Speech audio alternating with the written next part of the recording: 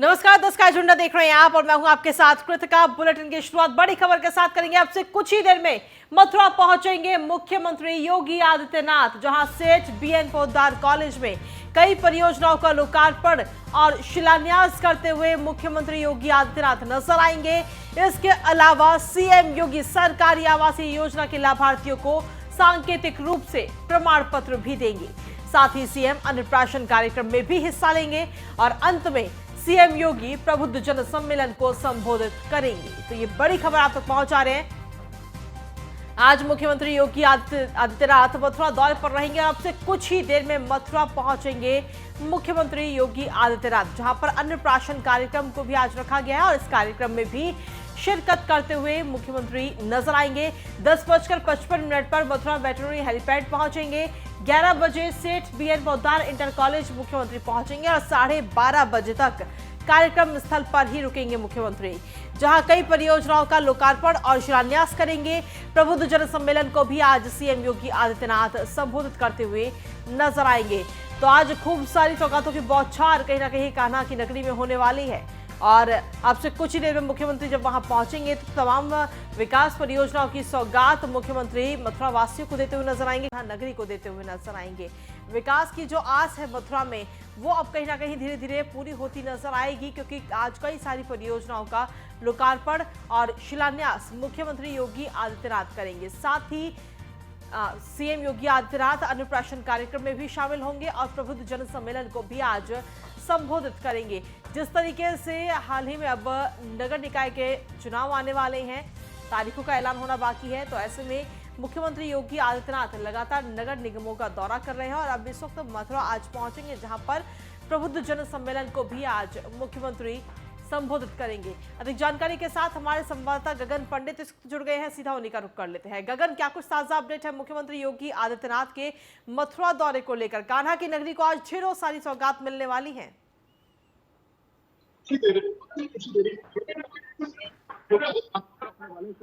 कार्यक्रम स्कूल में आपको तस्वीर के माध्यम दिखाना चाहूंगा। स्टेज जो तैयारी कर ली गई, यहाँ की तैयारियां हैं वो लगभग पूरी कर ली गई है। तस्वीरों में देख सकते हैं कि स्टेज पे जो प्रशासन के अधिकारी हैं वो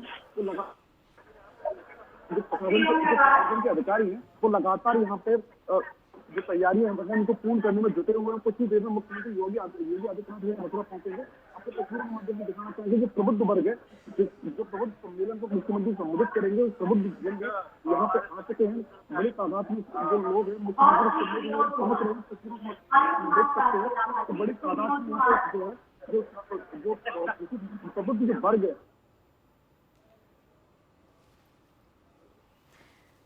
ठीक है, अगर आपके पास वापस आते हैं, लगातार ये तस्वीरें भी हम अपने दर्शकों को दिखा रहे हैं इस वक्त कि कितनी तैयारियां वहां पर हो चुकी हैं, क्योंकि कुर्सियां सज चुकी हैं, मंच सज चुका है और अब इंतजार किया जा रहा है मुख्यमंत्री योगी आदित्यनाथ का, जब वो वहां पर पहुंचेंगे प्रबुद्ध जन को संबोधित करते हुए नजर आएंगे और साथ ही अन्नप्राशन के कार्यक्रम में भी शामिल होंगे। ढेरों सारी सौगात आज मुख्यमंत्री देंगे, कई सारी परियोजनाओं का लोकार्पण करेंगे और शिलान्यास करेंगे। तो कान्हा की नगरी को आज ढेरों सारी सौगात आज मिलने वाली है मुख्यमंत्री योगी आदित्यनाथ के द्वारा। अब से कुछ ही देर में मुख्यमंत्री योगी आदित्यनाथ मथुरा पहुंचेंगे, जहां पर कई परियोजनाओं का लोकार्पण और शिलान्यास करते हुए नजर आएंगे। हमारे संवाददाता गगन पंडित एक बार फिर से हमारे साथ जुड़ गए हैं, सीधा उन्हीं का रुख करते हैं। गगन, क्या कुछ अपडेट्स हैं? पिछली बार आपकी आवाज थोड़ा साफ नहीं आ पाई थी। देखिए, बता दें आपको कि कुछ ही देर में मुख्यमंत्री योगी आदित्यनाथ मथुरा पहुंचेंगे। मथुरा उनके पहुंचने के बाद प्रशासन ने तैयारियां पूर्ण कर ली है। आपको तस्वीर के माध्यम से दिखाना चाहेंगे कि स्टेज जो है जहां पर मुख्यमंत्री योगी आदित्यनाथ प्रमुख सम्मेलन को संबोधित करेंगे, उसका जो तैयारियां पूर्ण कर ली गई हैं। आप तस्वीरों से आप सबको देख सकते हैं कि मथुरा का जो प्रशासन है वो लगातार जो बची हुई तैयारियां उनको पूर्ण करने में जुटा हुआ है। किसी प्रकार की कोई भी चूक ना हो, इसके चलते भी बैरिकेडिंग की गई है, चप्पे चप्पे पर पुलिस बल तैनात किया गया। आप तस्वीर में देख सकते हैं स्टेज जो बनाया गया है इसको तिरंगामय किया हुआ है। यहीं से मुख्यमंत्री योगी आदित्यनाथ प्रबुद्ध सम्मेलन को संबोधित करेंगे और यहीं से शिलान्यास करेंगे।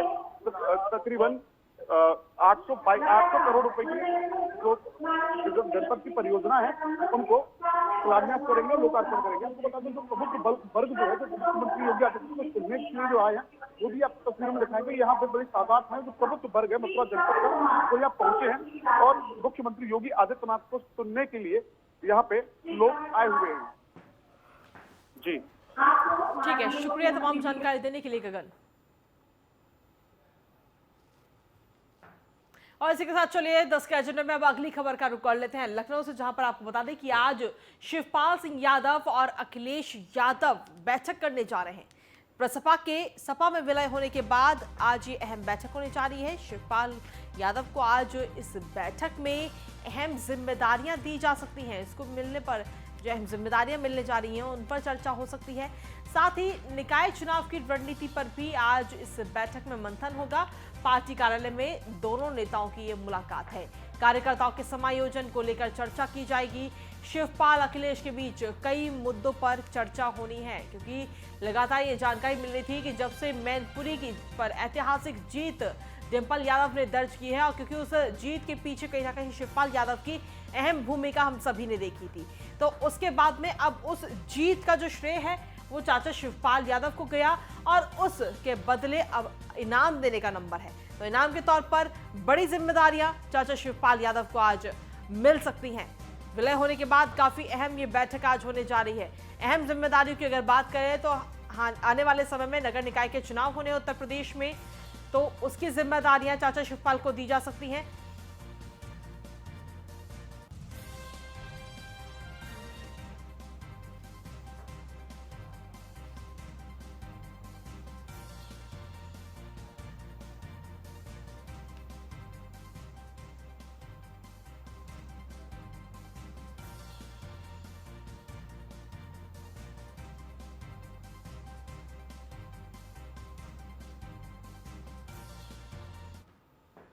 तो संसद भवन पर जो हमला हुआ था आज उसकी 21वीं बरसी है, और आज प्रधानमंत्री नरेंद्र मोदी इस वक्त संसद भवन पहुंचे हैं। सीधा उधर ही रुक करते हैं और ये तस्वीरें इस वक्त आपको दिखा रहे हैं।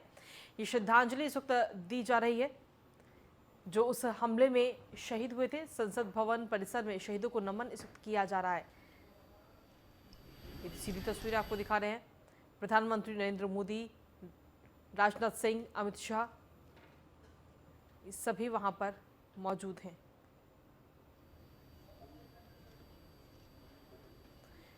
संसद भवन परिसर में शहीदों को नमन इस वक्त किया जा रहा है।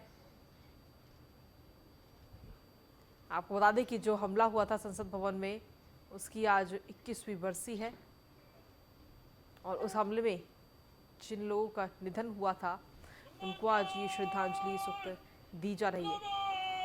संसद भवन परिसर में शहीदों को नमन किया जा रहा है। ये सीधी तस्वीरें आप तक पहुंचा रहे हैं।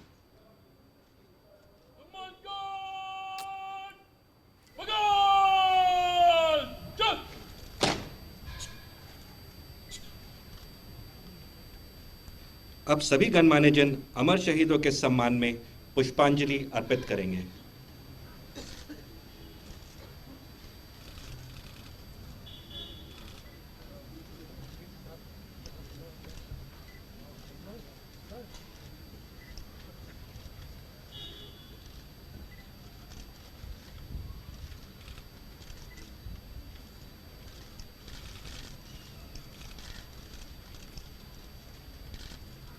तो ये तस्वीरें आपको दिखा रहे हैं जेपी धनखड़ उपराष्ट्रपति, और श्रद्धांजलि उन्होंने अर्पित की है। उसके बाद में ओम बिरला, तो एक एक करके सभी जो नेता हैं वो पुष्पांजलि इस वक्त अर्पित कर रहे हैं। जिन लोगों का निधन उस दौरान हुआ था इस हमले में,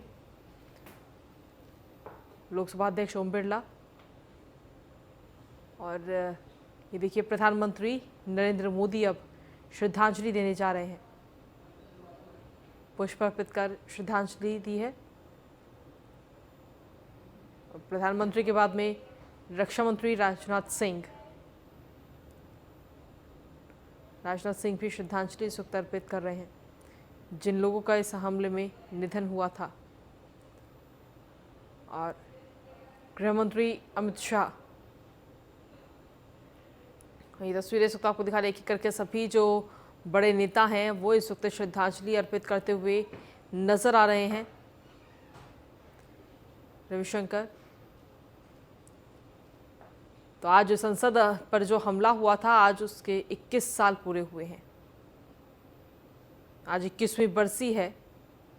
ऐसे में श्रद्धांजलि इस वक्त अर्पित की जा रही है। जेपी नड्डा इस वक्त श्रद्धांजलि अर्पित कर रहे हैं, और अब कांग्रेस के नेता भी श्रद्धांजलि अर्पित कर रहे हैं एक करके। संसद हमले के आज 21 साल हुए हैं और 21वीं बरसी है आज संसद हमले की। तो संसद भवन में ये पूरा कार्यक्रम आज रखा गया है, जहां श्रद्धांजलि सुक्त दी जा रही है। सोनिया गांधी सुक्त श्रद्धांजलि अर्पित की है सोनिया गांधी ने।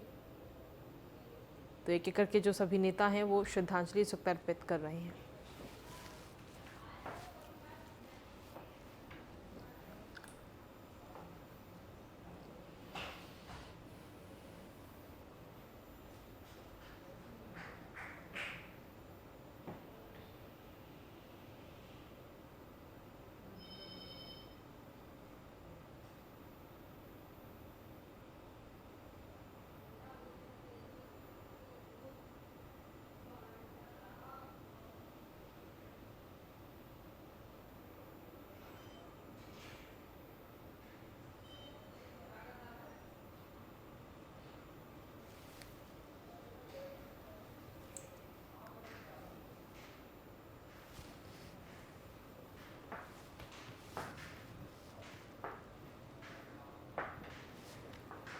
तो चलिए वापस खबरों का रुख करते हैं। 10 के एजेंडे में इस वक्त की खबर है, आपको बता दें उत्तर प्रदेश निकाय चुनाव पर हाईकोर्ट की लखनऊ बेंच आज सुनवाई होनी है।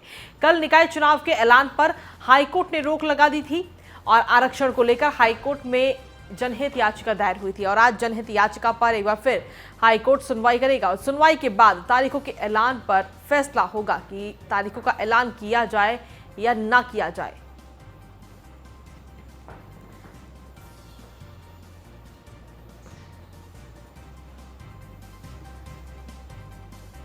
तो बड़ी खबर आप तक पहुंचा रहे हैं। यूपी निकाय चुनाव पर हाईकोर्ट की लखनऊ बेंच में आज ये सुनवाई होनी है और इस सुनवाई के बाद साफ होगा कि निकाय चुनाव की तारीखों का ऐलान होना है या नहीं होना। इस चीज पर कल निकाय चुनाव के ऐलान पर हाईकोर्ट ने दरअसल रोक लगा दी थी, जिसके बाद में आज एक बार फिर सुनवाई होनी है। आज जनहित याचिका पर फिर हाईकोर्ट सुनवाई करेगा और सुनवाई के बाद तारीखों के ऐलान पर फैसला किया जाएगा कि तारीखों का ऐलान होगा या नहीं होगा। ये बड़ी खबर आप तक पहुंचा रही है। यूपी निकाय चुनाव पर हाईकोर्ट की लखनऊ बेंच में आज सुनवाई होनी है।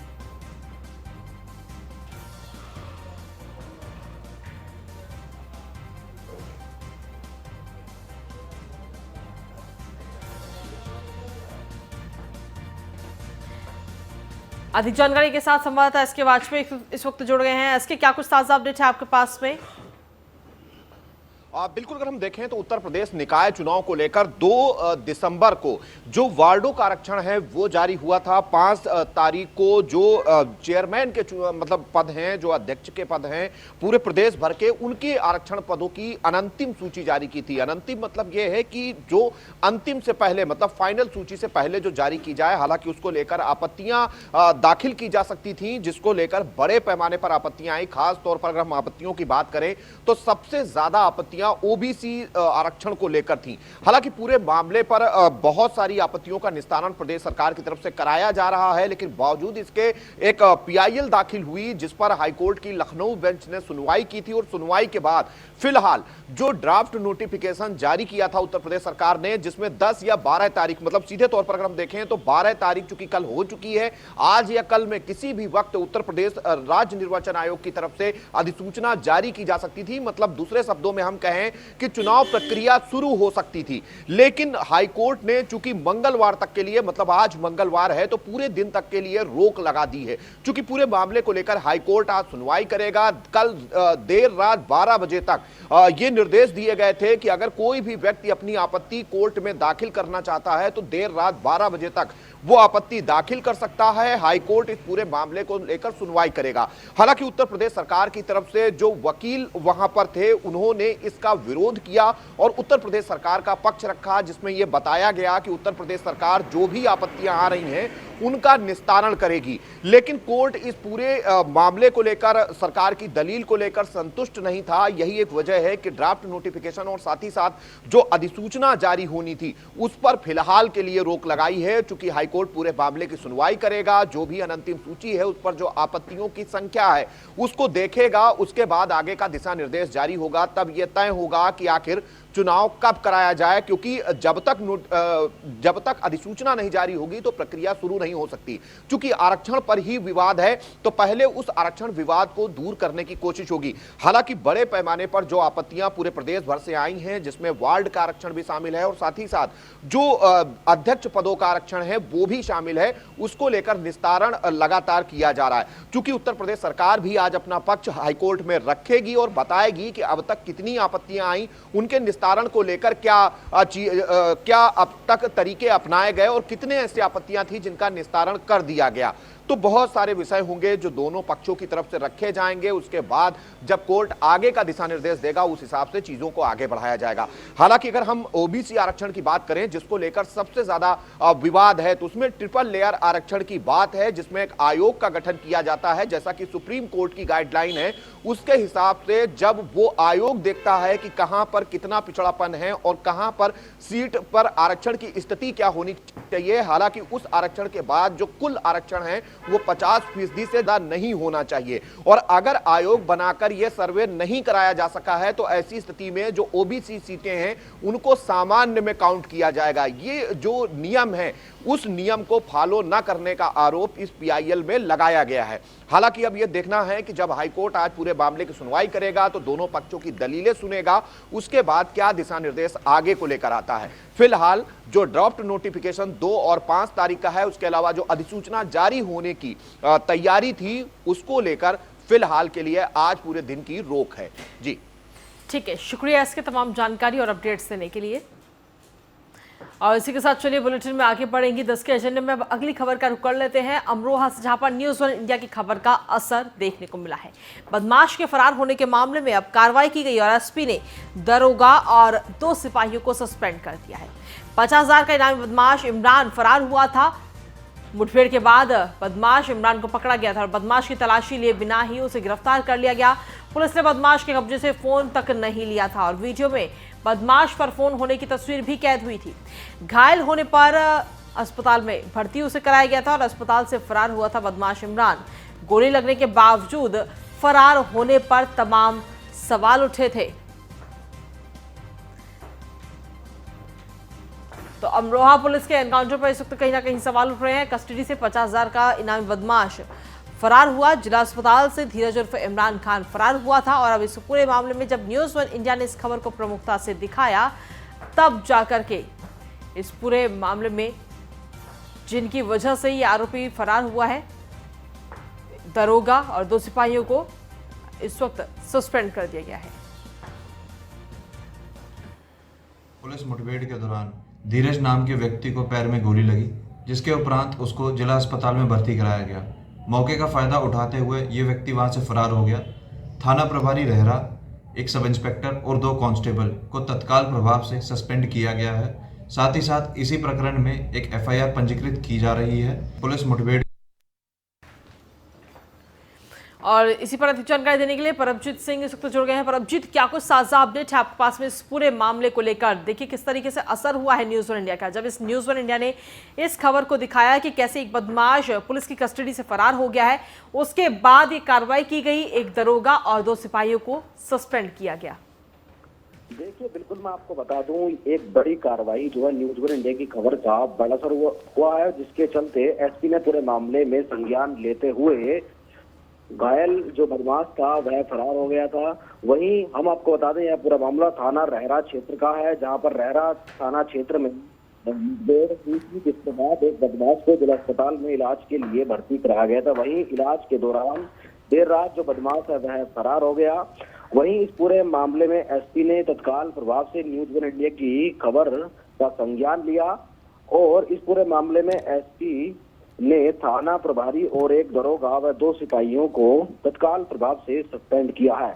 और पूरे मामले में जो पुलिस है वह आरोपी को पकड़ने में जुटी हुई है। लगातार जो टीमें हैं वह कॉम्बिंग कर रही हैं। जी चलिए, शुक्रिया तमाम जानकारी देने के लिए प्रभजीत।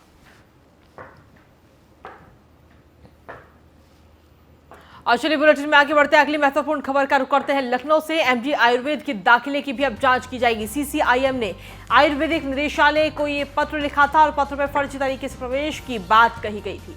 सीसीआईएम प्रेस प्रेस पत्र के बाद एमडी आयुर्वेद के दाखिले की भी अब जांच की जाएगी। ये बड़ी खबर आप तक पहुंचा रहे हैं। पत्र में फर्जी तरीके से प्रवेश की बात कही गई है। नीलेश चौहान संवाददाता हमारे साथ जुड़ गए हैं फोन लाइन पर। नीलेश, क्या कुछ अपडेट है आपके पास? BAMS, BUSMS और BHMS सीटों पर दाखिले के बाद अब MD आयुर्वेद के दाखिलों की भी जांच कराने की तैयारी में शासन जुट गया है। शासन ने बीते साल हुए जो दाखिले थे उसकी जांच कराने की तैयारी कर ली है। पिछले साल central council of Indian medicine ने आयुर्वेदिक निदेशालय को पत्र लिखकर फर्जी तरीके से प्रवेश देने की जो बात कही थी, उसके बाद जो है CCIM प्रेस पत्र के द्वारा MD आयुर्वेद के दाखिले की भी जांच कराई जाएगी। कहीं ना कहीं जिस तरीके से इससे पहले ये खबर सामने आया, जो आयुर्वेदिक में जितने भी दाखिले हुए हैं, चाहे DUMS के हों चाहे DSMS के हों, उनमें जो है धांधली की गई है, फर्जी तरीके से जो है दाखिले दिए गए, इसकी जांच STF कर रही है। जो है MD आयुर्वेद के जो दाखिले हुए थे पिछले साल, उसकी भी जांच शासन तैयारी कर रहा है कराने की। देखना होगा जब इसकी भी जांच होगी तो तमाम वो मुन्ना भाई निकल कर सामने आएंगे जिन्होंने फर्जी तरीके से दाखिले दिए। ठीक है, शुक्रिया नीलेश तमाम जानकारी देने के लिए।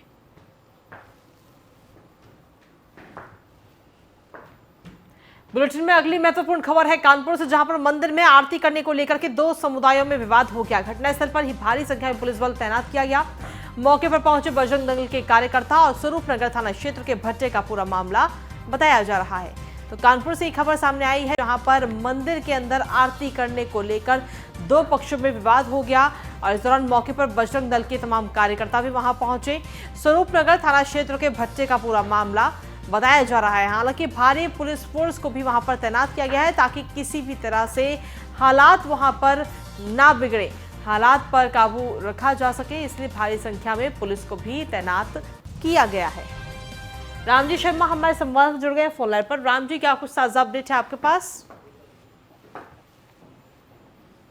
यह पूरा मामला स्वरूप नगर थाना क्षेत्र के भट्टे क्षेत्र का है, जहां पर एक पुराना मंदिर है, कई वर्षों पुराना मंदिर है, जहां पर हर रोज वहां पर आरती होती थी। लेकिन एक बार फिर सोमवार की रात जब जलाभिषेक होने के बाद जब वहां आरती हो रही थी, ऐसे में दूसरे समुदाय के लोग वहां पर आते हैं, जिसको लेकर घंटा घड़ियाल जो बज रहा था उसको बजाने का विरोध करने लगते हैं और आरती करने का विरोध करने का, जिसको लेकर के जब जो लोग आरती कर रहे थे उन्होंने जो उस समुदाय के लोगों का विरोध किया, उन्होंने 7 करोड़ मना गई। उनके समुदाय उनके धर्म का काम है वो अपना आरती करे, जिसको लेकर वो मान नहीं लेते और हंगामा करने का, बवाल करने का, जिसकी सूचना तत्काल स्वरूप नगर पुलिस को भी आती है। स्वरूप नगर थाने की पुलिस मौके पर पहुंचती है और ट्रेनी IPS है वो भी मौके पहुंचते हैं।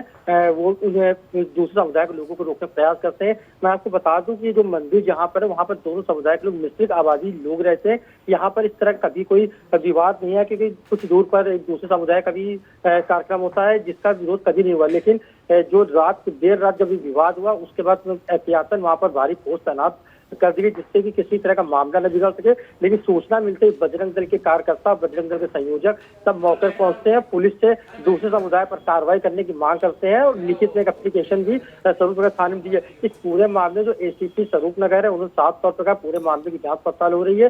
कहीं ना कहीं उन्होंने ये भी कहा कि माहौल खराब करने के लिए कुछ अराजक तत्वों ने शरारत की है, इसको लेकर जांच की है। जो वहाँ के CCTV कैमरे लगे हैं उससे उन लोगों के तस्वीरों को, उन फोटोज को निकाला जाएगा, जिससे कि उन पर कार्रवाई की जा सके। आखिर उन्होंने माहौल खराब करने का प्रयास क्यों किया और दूसरे समुदाय के लोग जब आरती किए तो उन्होंने विरोध क्यों किया, इस पूरे मामले की जांच पड़ताल की जा रही है और मौके पर भारी पुलिस बल इस वक्त तैनात है, जिससे कि किसी तरह का तनाव की स्थिति आगे ना बन सके। जी ठीक है, शुक्रिया तमाम जानकारी देने के लिए रामजी शर्मा।